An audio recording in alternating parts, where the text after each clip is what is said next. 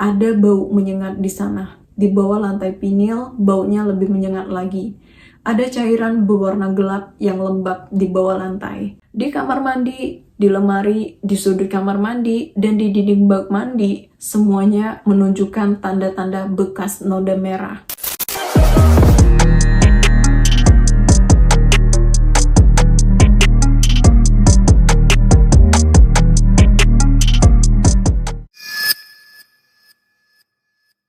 Halo semuanya, terima kasih udah klik video ini. Dan kalau ini video pertamaku yang kalian tonton, semoga kita bisa ketemu lagi di video selanjutnya.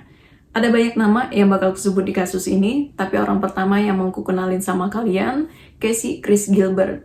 Dia anak bungsu dari pasangan suami istri David dan Nikki yang lahir tanggal 23 Desember tahun 1986 di Goshen, Indiana. Casey ini punya dua kakak cewek, namanya Sarah dan Brandy.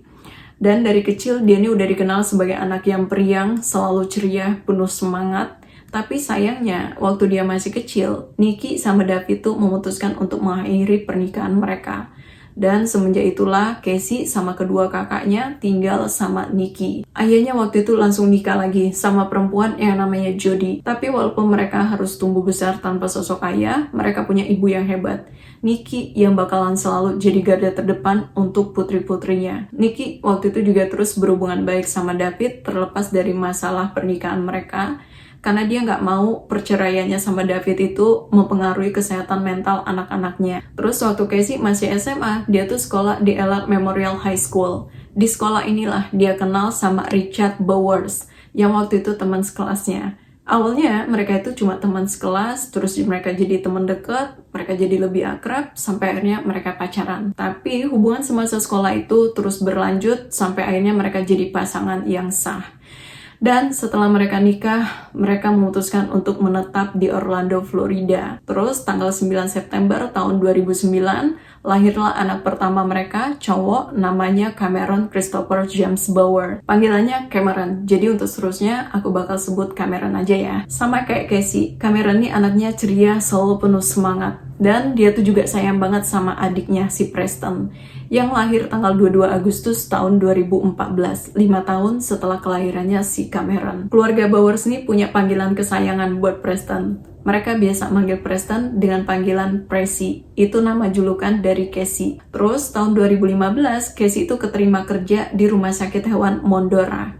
Disinilah dia kenal sama Michael Jones, yang waktu itu 6 tahun lebih tua dari Casey. Michael ini juga pendatang di Florida. Sebelumnya dia tinggal di Vermont. Sebelum kerja di sana, Michael tuh pernah bertugas sebagai petugas medis Angkatan Laut Amerika Serikat dari bulan Desember tahun 2000 sampai bulan Desember tahun 2005. Waktu itu Michael tuh udah nikah sama Sarah. Dia punya 3 anak dan mereka juga memutuskan buat pindah ke Orlando, Florida. Jadi waktu dia kenalan sama Casey, ternyata mereka sama-sama perantau di Florida, mereka nih ngerasa cocok, ngerasa senasib aja gitu. Tapi di awal tahun kepindahan mereka ke Florida, Michael nih sempet jadi pengangguran. Dia udah coba buat nyari kerjaan sana-sini, tapi nggak dapet-dapet juga. Untungnya si Sarah waktu itu udah kerja di rumah sakit hewan Mondora. Jadi Sarah ceritalah sama atasannya William kalau dia sama Michael tuh lagi kesulitan finansial karena Michael nggak dapat kerjaan, sementara penghasilannya aja nggak cukup buat memenuhi kebutuhan rumah tangga mereka. Dan dengan baik hati William nawarin Michael buat kerja di sana. Dan ternyata keputusan William ini nggak bikin dia nyesel dan dia puas banget sama kinerjanya Michael. Dan bahkan Michael tuh jadi orang kepercayaannya si William. Michael nih jadi tangan kanannya William di sana. Terus nggak lama setelah William kerja di sana, Casey juga keterima kerja di tempatnya William. Jadi dari sinilah orang-orang ini saling kenal satu sama lain. Semuanya berjalan lancar, sebagai sama rekan mereka juga akrab, tapi keakraban itu jadi sesuatu yang lain buat Michael dan Casey. Yes, mereka menjalin hubungan. Jadi Michael nyelingkuhin Sarah, Casey nyelingkuhin si Richard. Tapi percaya nggak percaya ya, setiap pasangan tuh bisa ngerasain perbedaan yang terjadi sama pasangannya. Walaupun Casey waktu itu nggak nyuekin Richard, dia masih bersikap kayak biasanya dan hubungannya sama Richard masih romantis aja.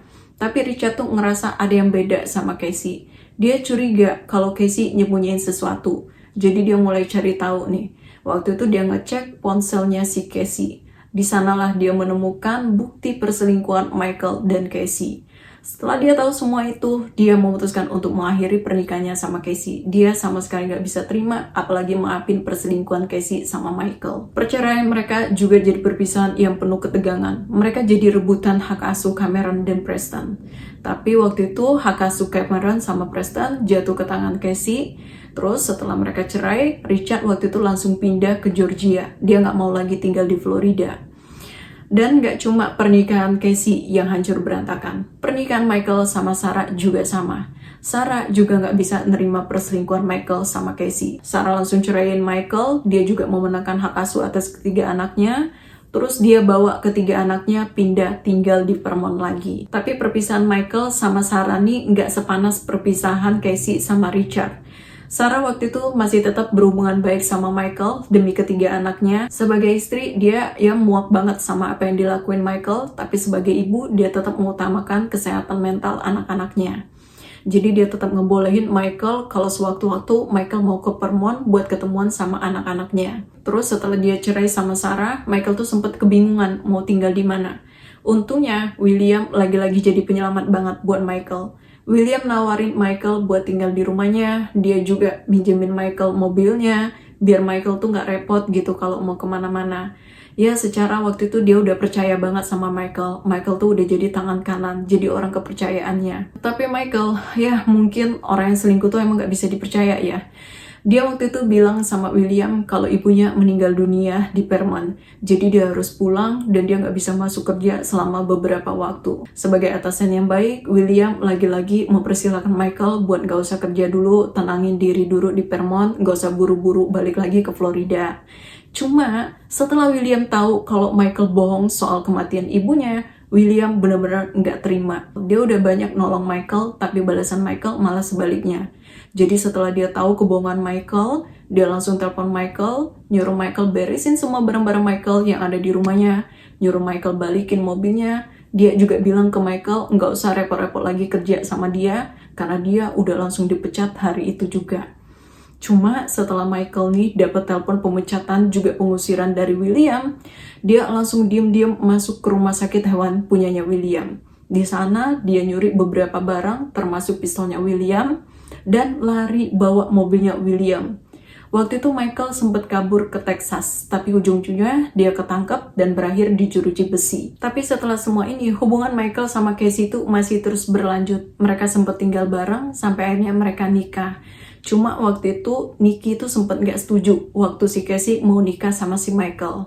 Tapi Casey terus meyakinin ibunya sampai akhirnya ya udah Nikki setuju aja, berhubung Casey juga yang ngejalanin rumah tangga sama si Michael. Terus tanggal 9 September tahun 2016 lahirlah anak pertama mereka, namanya Marcoli Jones, panggilannya Meryl. Jadi untuk seterusnya aku bakal sebut Meryl aja ya biar lebih gampang.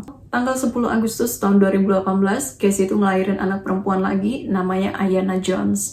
Nah, nggak lama setelah kelahiran Ayanna, mereka akhirnya memutuskan buat pindah tinggal di Summerville, Florida. Di sana mereka tinggal di rumah kontrakan, ada 2 kamar tidur, kamar utamanya ada kamar mandi di dalam, lengkap sama dapur juga ruang tamu. Casey sama Michael tidur di kamar utama, sama Ayanna yang waktu itu masih berusia sekitar 11 bulan, sama Meryl yang waktu itu masih berusia 2 tahun. Sementara Cameron yang waktu itu berusia 10 tahun, tidur di kamar satunya, sekamar sama adiknya Preston yang masih berumur 5 tahun. Jadi mereka udah punya 4 anak nih, Cameron dan Preston dari pernikahan Casey sama Richard, Meryl dan Ayanna dari pernikahannya sama si Michael. Tapi entah awal mulanya dari mana, rumah tangga Michael sama Casey tuh nggak sehangat senyum anak-anak ini. Casey jadi pencari nafkah utama karena Michael nggak punya kerjaan tetap, dia cuma kadang-kadang jadi kuli panggilan, itu pun nggak bisa memenuhi semua kebutuhan rumah tangga mereka. Terus sekitar bulan Juli tahun 2019, Sarah sama ketiga anaknya pindah tinggal di Florida lagi, biar anak-anaknya tuh bisa lebih dekat sama Michael. Dan di titik ini, hubungan Casey sama Richard tuh juga udah melunak. Setelah 1 tahun, Richard yang langsung pindah ke Georgia nggak pernah ketemuan sama Preston dan Cameron. Akhirnya setelah dia berhubungan baik sama si Casey, dia bilanglah sama Casey kalau dia mau ngajak Cameron sama Preston jalan-jalan.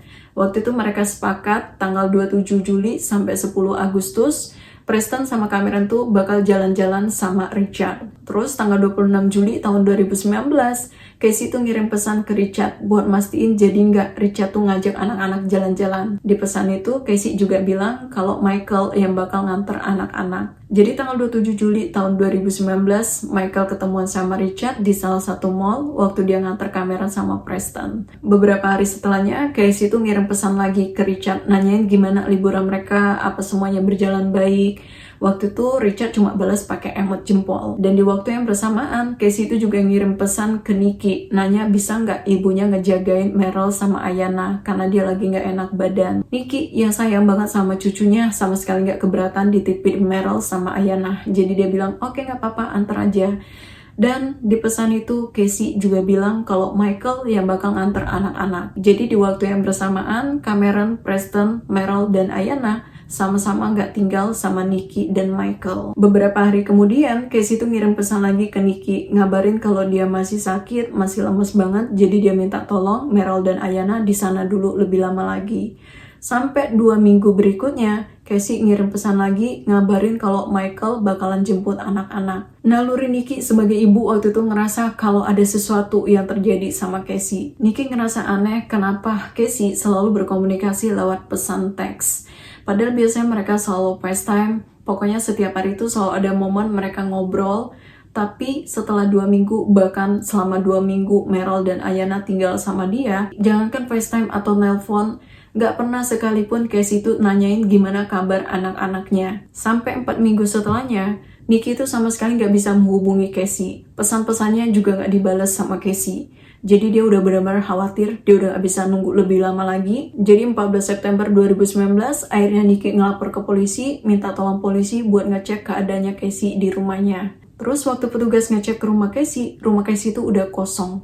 Gak ada lagi perabotan apapun di dalam rumah itu. Dan rumah itu kayaknya udah dibersihin. Salah satu tetangganya Casey, namanya Johnny. Johnny bilang kalau rumah itu udah kosong dari 2 minggu sebelumnya. Johnny waktu itu bilang, saya nggak tahu sih pak masalah pastinya itu kenapa, tapi kayaknya keluarga Jones nih diusir sama pemilik rumah. Jadi petugas langsung menghubungi si pemilik rumah, namanya Joseph. Joseph bilang kalau tanggal 23 Agustus 2019 dia tuh ngirim pesan ke Casey bilang kalau dia bakal ngusir keluarga Jones dari rumah kontrakannya. Casey waktu itu ngebalas pesannya si Joseph. Di pesan itu Casey bilang aku udah gak ada hubungannya lagi sama Michael atau rumah itu. Jadi kalau ada apa-apa langsung aja ke Michael. Terus tanggal 1 September 2019, Michael ngirim pesan ke Joseph ngabarin kalau dia bakalan pindah dan dia bakal ninggalin kunci rumah. Joseph juga sempat nelponin Michael beberapa kali buat ngebahas masalah di antara mereka, tapi teleponnya nggak pernah diangkat. Waktu karyawan Joseph ngebersihin rumah itu, namanya Matt. Matt bilang kalau rumah itu benar-benar bau, semua ruangan berbau busuk, apalagi di pojok kamar anak-anak. Tapi di titik itu dia cuma ngeliat ada pasir kucing yang agak berminyak, bernoda gelap. Terus di kamar utama, tempat tidurnya si Casey sama Michael, kamar itu juga nggak kalah bau dari kamar anak-anak. Matt juga bilang kalau perabotan di rumah itu masih lengkap, kayaknya nggak ada satupun yang dibawa. Selain itu, beberapa pakaian yang ditinggalkan di rumah itu kebanyakan pakaian anak-anak dan pakaian perempuan dewasa. Cuma selain bau busuk yang gak hilang-hilang, walaupun mereka udah kasih pewangi, pembersih segala macam, Matt bilang mereka gak menemukan sesuatu yang aneh yang berhubungan sama tindak kriminal. Jadi semua barang-barang yang ditinggal di rumah itu udah mereka buang. Jadi petugas izinlah ke Joseph, mereka mau ngecek situasi di dalam rumah. Joseph waktu itu ngebolehin, tapi dia bilang, Pak tolong ya Pak, kalau Bapak nggak nemuin apa-apa yang berhubungan sama tindak kriminal, Bapak tolong jangan datang lagi ke sini tanpa surat perintah. Saya nggak mau nanti ada rumor aneh-aneh tentang rumah ini, karena rumah ini juga masih mau saya sewakan lagi. Polisi waktu itu setuju, jadi mereka masuk dan mereka mulai meriksa secara detail tiap sisi, sudut demi sudut di rumah itu. Terutama di titik-titik yang mengeluarkan bau paling menyengat. Di pojok kamar anak-anak, mereka benar-benar nyium aroma yang gak sedap, yang masih melekat banget, walaupun rumah itu udah bersih, udah dikasih pewangi juga pembersih, tapi aroma itu tetap ganggu penciuman mereka. Di pojok kamar anak-anak, polisi sempat narik lantai pinil yang nutupin titik itu, dan di bawahnya mereka ngelihat ada noda gelap yang agak berminyak. Sebagai polisi nih yang udah akrab sama dunia kriminal, mereka tahu banget kalau aroma menyengat di rumah itu bukan sesuatu yang biasa aja, dan mereka yakin sesuatu udah terjadi di sana. Jadi mereka langsung minta surat penggeledahan dari Departemen Kepolisian. Sementara itu, mereka juga langsung gerak cepat nyari tahu petunjuk dan informasi sebanyak mungkin tentang keberadaan keluarga Jones. Waktu itu, nggak ada satupun yang tahu di mana keberadaan Casey dan anak-anaknya, dan Michael sama sekali nggak bisa dihubungi. Mereka minta keterangan dari keluarga, teman, dan siapapun yang kenal keluarga Jones. Nikki sama Sarah, kakaknya Casey, nggak punya informasi apa-apa selain keanehan mereka, karena mereka sama sekali nggak bisa menghubungi Casey. Sementara itu, Richard bilang sebelum dia pergi liburan ke Eropa, dia tuh sempet ngajak Preston sama Cameron jalan-jalan selama 2 minggu. Tapi waktu Preston sama Cameron tuh diantar ke dia sama Michael, kondisi anak-anaknya tuh agak kumal. Pakaian Preston sama Cameron tuh juga kotor, dan mereka udah nggak mandi selama berhari-hari. Waktu itu Richard juga ngecek seluruh tubuh anak-anaknya kalau ada tanda-tanda penganiayaan, tapi nggak ada satupun luka yang dia temukan. Cuma dia sempat nanya nih ke Cameron, pernah nggak Casey atau Michael mukulin mereka? Waktu itu sambil nangis sesegukan, Cameron bilang kalau Michael tuh sering banget mukulin mereka waktu Michael marah. Jadi kalau Michael marah, dia bakal ngambil gantungan baju dan dia pukulkan ke Cameron, juga ke Preston, sampai gantungan baju itu putus. Cameron juga bilang kalau Casey sama Michael tuh sering banget berantem, mereka saling teriakin, saling lempar barang, dan mereka juga pernah ngeliat Michael narik rambutnya Casey ngegigit Michael, dan itu terus-terusan sering terjadi. Mereka udah tutup telinga, tutup mata, tapi mereka tetap ketakutan. Richard juga bilang, selama dia ngajak anak-anaknya jalan-jalan, dia sama Casey itu cuma komunikasi lewat pesan teks, nggak pernah FaceTime atau teleponan. Terus waktu dia mau mulangin Cameron sama Preston ke Casey, Richard bilang tanggal 10 Agustus 2019, Casey itu ngirim pesan ngabarin kalau Michael yang bakalan jemput anak-anak. Ya, aku nggak tahu di titik ini kenapa Richard nih bisa gitu aja mulangin anak-anaknya setelah si Cameron nangis-nangis sesegukan, cerita kalau dia sering dipukulin, dan Casey sama Michael bakal sering berantem di depan mereka. Itu tuh menurutku jelas banget nunjukin kalau rumah itu nggak aman buat anak-anaknya, apalagi anak-anaknya pernah dipukul sama ayah tiri mereka. Aku nggak mau ngejat Richard sebagai bapak macam apa, tapi menurutku dia sama sekali nggak pasang badan di saat yang dibutuhkan. Terus Richard juga bilang kalau sekitar bulan September waktu ulang tahunnya Cameron, dia tuh sempet ngirim pesan lagi ke Casey, minta tolong kalau dia mau ngobrol sama Cameron, mau ngucapin ulang tahun. Tapi Casey sama sekali nggak pernah ngebales pesan-pesannya, dan waktu dia teleponnya Casey itu udah mati, nggak bisa lagi dihubungi. Beberapa tetangganya Casey juga bilang kalau mereka tuh sering banget denger Michael sama Casey berantem. Selain dengar suara keributan, teriakan, mereka juga dengar suara barang-barang yang dilempar. Bahkan pertengkaran Casey sama Michael tuh sampai ganggu tidur anak-anak mereka. Sarah, kakaknya Casey, juga bilang pernah waktu mereka di salah satu rumah keluarga mereka di Indiana, Michael sama Casey tuh berantem hebat, mereka nggak bisa dipisahin, mereka sama sekali nggak bisa ditenangin. Dan waktu itu mereka terpaksa nelpon polisi karena Michael yang lagi mabuk berat nekat mau bawa mobil sama anak-anaknya. Sarah nggak tahu pasti apa yang terjadi waktu polisi datang, tapi besok paginya pas dia bangun, dia udah nggak ngeliat lagi di mana Casey sama Michael, anak-anak juga udah dibawa pergi. Sarah, mantan istrinya Michael, juga bilang kalau sekitar bulan Agustus, Michael tuh sempat beberapa kali ngajak anak-anak main ke rumahnya.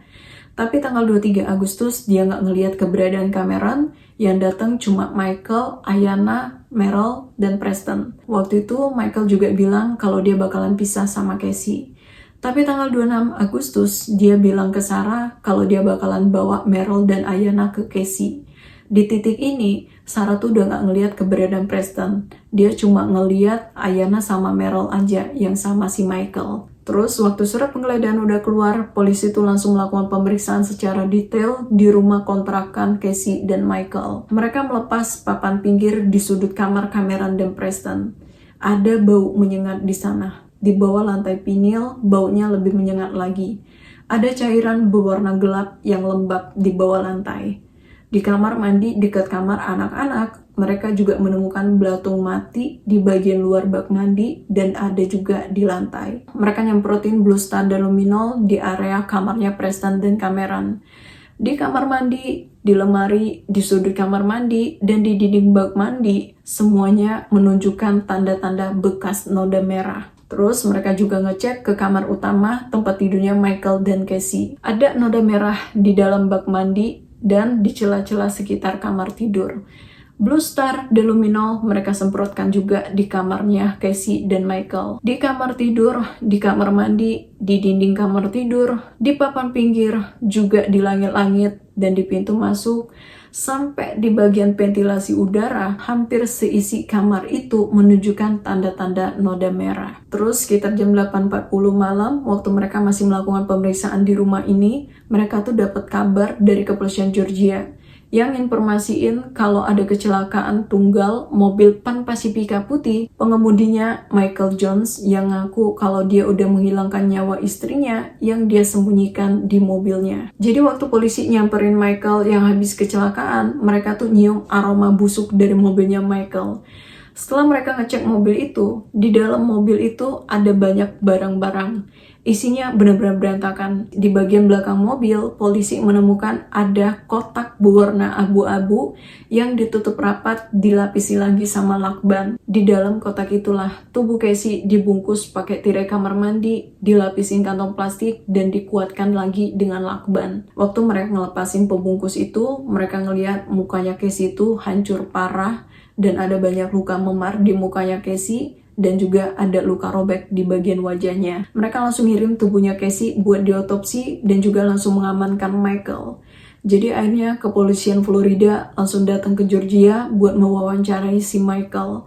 Di wawancara inilah Michael ngejelasin apa yang terjadi sama istri dan anak-anaknya. Jadi Michael bilang hubungannya sama Casey itu udah mulai memburuk karena dia nggak punya kerjaan tetap, mereka juga punya masalah keuangan. Selain itu, Michael juga bilang kalau Casey itu cemburuan banget, selalu curigaan sama dia.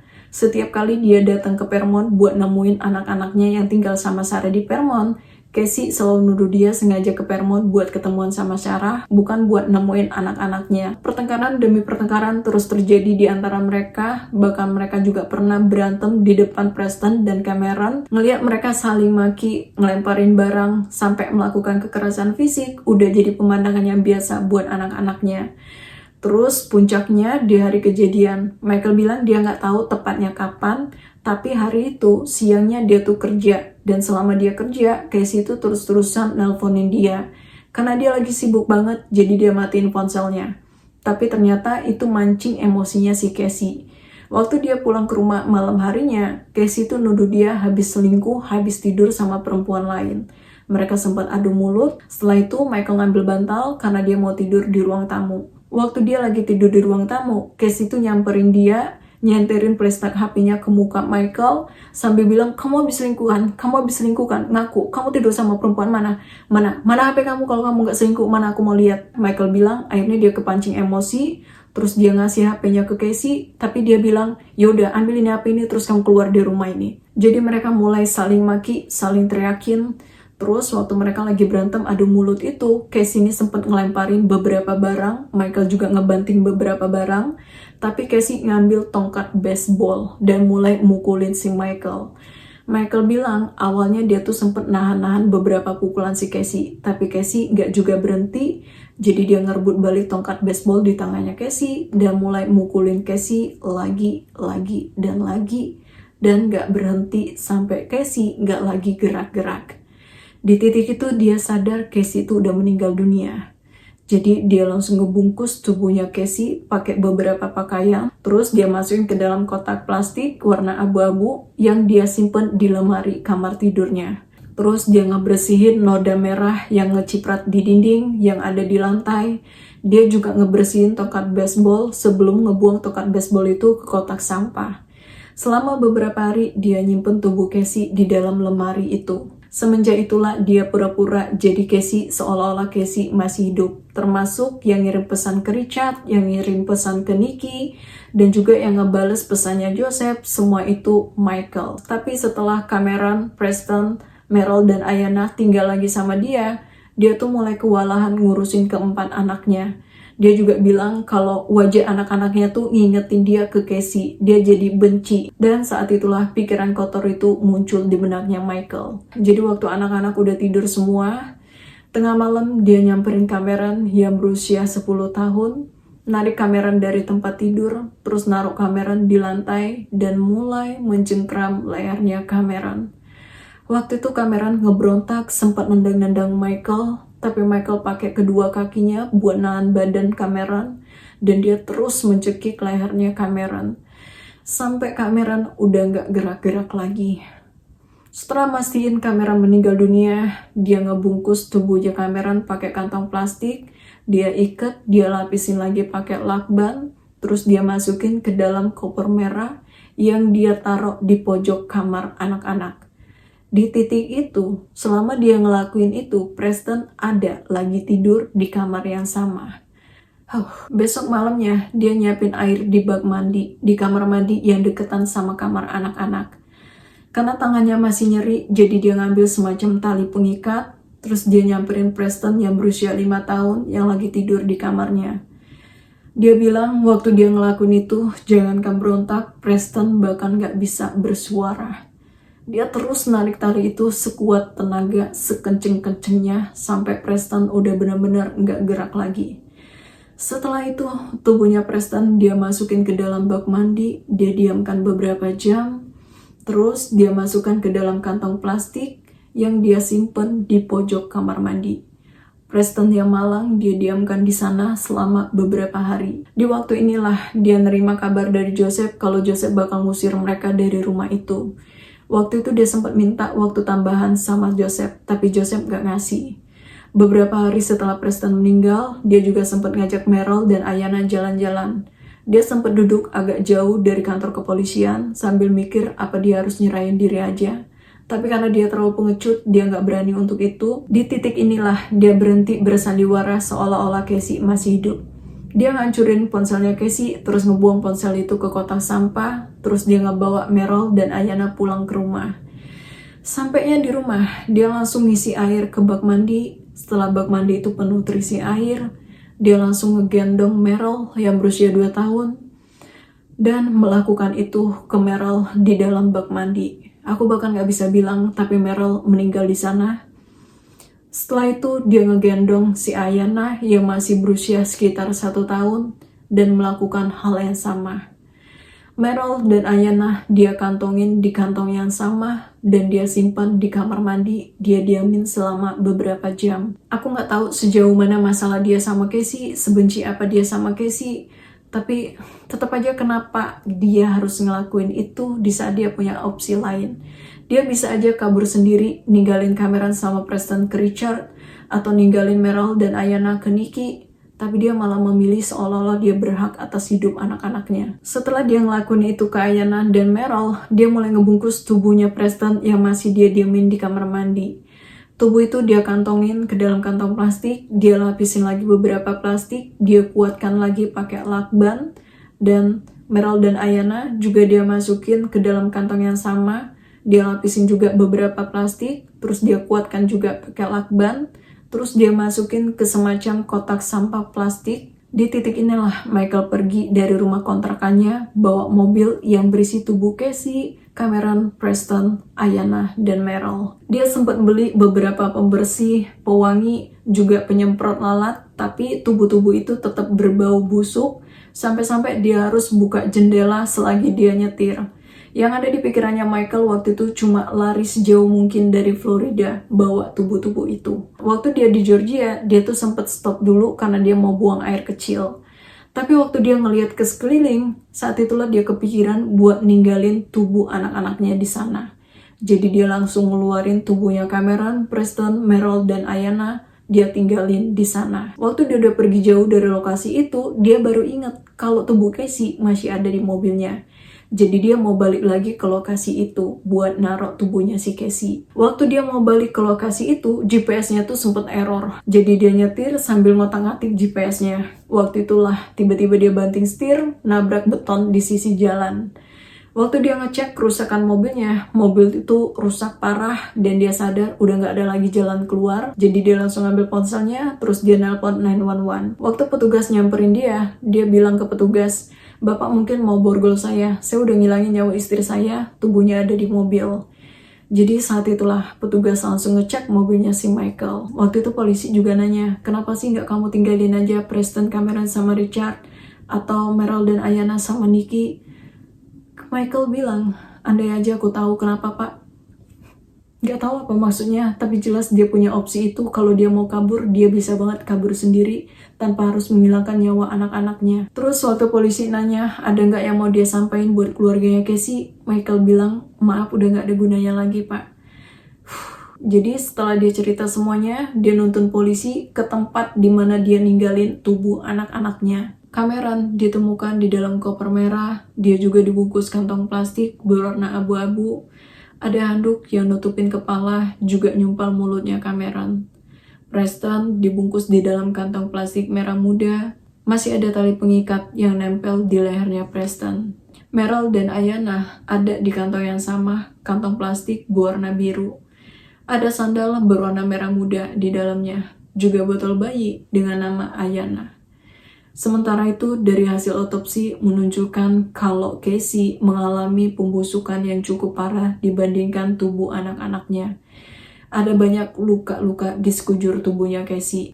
Tulang tengkoraknya patah, memar di bagian tubuh, wajah hancur karena pukulan. Ada luka robek di wajahnya Casey, dari dagu ke dahi sampai ke bagian belakang kepalanya. Beberapa tulang belakangnya juga terkilir karena pukulan tongkat baseball yang dilakukan Michael. Sementara itu, tubuhnya Cameron, Preston, Ayana, dan Meryl sama-sama mengalami dekomposisi tingkat lanjut. Dan pihak medis nggak bisa mencatatkan penyebab kematian mereka kecuali Preston karena masih ada tali pengikat di lehernya. Jadi mereka menuliskan penyebab kematian Preston karena pencekikan. Sedihnya lagi, keluarganya Casey, terutama Nikki, sempat dihujat habis-habisan karena mereka membuat GoFundMe, semacam penggalangan dana buat biaya pemakaman Casey dan anak-anaknya. Tapi ada banyak komentar negatif yang nuduh mereka nyari keuntungan dari apa yang terjadi. Jadi akhirnya mereka mengurungkan penggalangan dana itu. Tapi untungnya ada orang yang berbaik hati yang ngajuin diri buat mengkremasi jenazah. Jadi Nikki nggak perlu repot-repot bayar biaya pemakaman. Dan persidangan kasus ini dimulai Desember tahun 2022. Di persidangan, pengacara Michael tuh sempat mengklaim kalau kliennya tuh udah ngakuin semua kejahatannya, udah menceritakan semua detail kejahatannya. Mereka berharap kliennya tuh nggak divonis hukuman mati. Aku nggak tahu apa bibir mereka nggak getar pas ngomong gitu setelah 5 nyawa dihilangkan secara sadis sama Michael. Dan menurutku Michael juga nggak bakal sanggup ngerasain gimana sakitnya dipukul habis-habisan kayak Casey, atau kehabisan napas kayak Cameron, atau sesak nggak bisa bersuara kayak Preston, dan gimana rasanya di dalam air kayak yang dirasain Meryl dan Ayana. Terus tanggal 12 Januari 2023, juri persidangan yang terdiri dari 9 laki-laki dan 3 perempuan merekomendasikan hukuman mati untuk kematian Cameron, Preston, Meryl, dan Ayana. Dan tanggal 28 April 2023, Hakim Anthony Tati memvonis Michael Jones dengan hukuman mati untuk penghilangan nyawa terhadap keempat anaknya dan penjara seumur hidup tanpa kemungkinan pembebasan bersyarat untuk apa yang dia lakukan terhadap Casey Jones. Aku mau nutup video ini sama sesuatu yang positif, tapi nggak ada yang bersisa dari kasus ini. Richard harus rela kehilangan kedua putranya, terutama Nikki yang cuma bisa ngeliatin foto anak-anak dan cucu-cucunya. Dan dia benar-benar ngerasa kehilangan atas apa yang terjadi sama Casey dan anak-anaknya Casey. Sarah, kakaknya Casey, juga nggak sanggup lagi ngeliat foto keponakannya, karena setiap kali dia ingat sama keponakannya, apalagi waktu dia ngeliat foto-foto keponakannya, dia bakal keinget sama apa yang terjadi sama keponakannya. Ini tuh benar-benar trauma berat, trauma berkepanjangan yang terjadi di keluarganya Casey. Tapi aku penasaran gimana pendapat kalian tentang kasus ini. Tulis di komen ya. Dan sampai ketemu lagi di video selanjutnya. Bye-bye.